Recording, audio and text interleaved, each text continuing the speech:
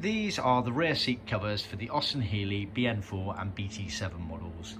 It's applicable to all the BT7 models, but only the late BN4 models. So that's the BN4s after chassis number 68,960, I believe it is, onwards. Always worth double checking though.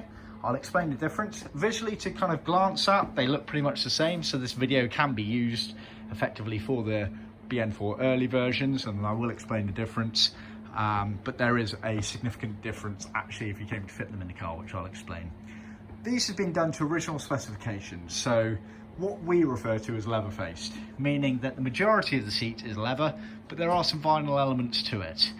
Confusingly, on the heritage certificates they referred to it simply as leather, but they did mean leather faced. Also, quite a few other suppliers out there do the same. They refer to things as leather, which I think is rather misleading, because there are vinyl elements to it, and we as a company can also supply a full leather version where there is no vinyl elements. So do not confuse what other suppliers refer to as leather with what we refer to as leather faced and full leather. I will explain the differences very shortly. So this is a set of leather faced seats.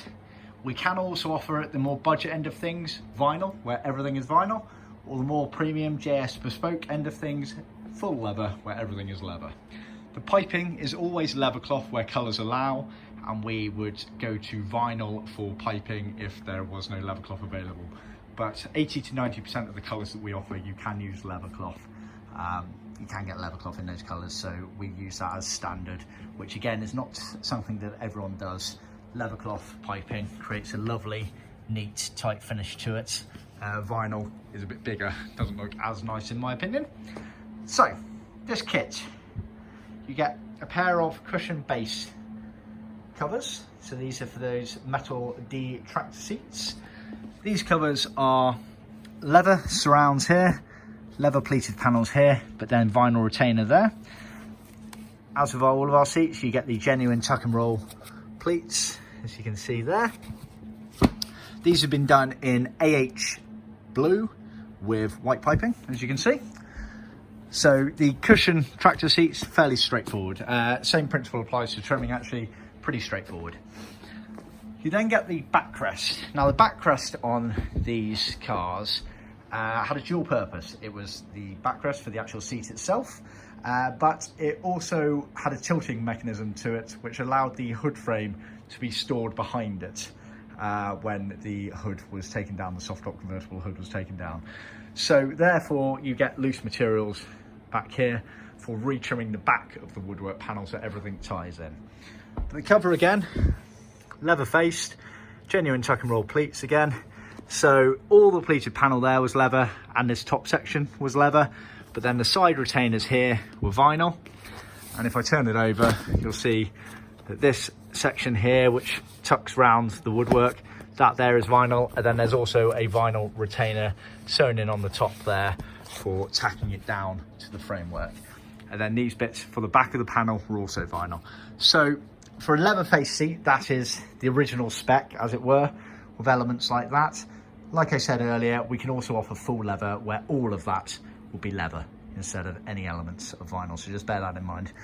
Also worth considering with the backrest, you had these bits here which didn't have any foam on them. That's done deliberately as that acts as a retainer and it tucks around onto the woodwork. These are extremely tight fitting seats. Bear that in mind. They do fit. We've used the same templates for years. They are based on the original ones, but it's not easy. No one's claiming it to be easy. If it were easy, everyone would do it. So they are tight fitting, but it means that when the seat is trimmed, there's no bagginess in it whatsoever. It looks absolutely beautiful.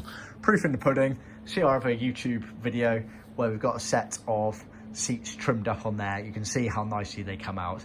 It's hard work. We're not claiming it to be easy. If you are doing it yourself, or even a professional trimmer, just get them to ask for a bit of help. We don't mind helping. They do fit, but they're not easy to fit, but the results are superb. So just bear that in mind. To explain the difference between the early and late cars, like I say, this is the late version, so after 68,960 and all BT7s, and it's all related to this area here.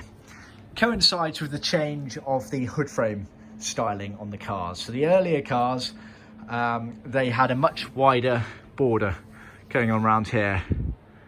And then for the later cars, they switched the way the hood frame worked on the cars, and therefore they had to make this all narrower to allow for that, basically.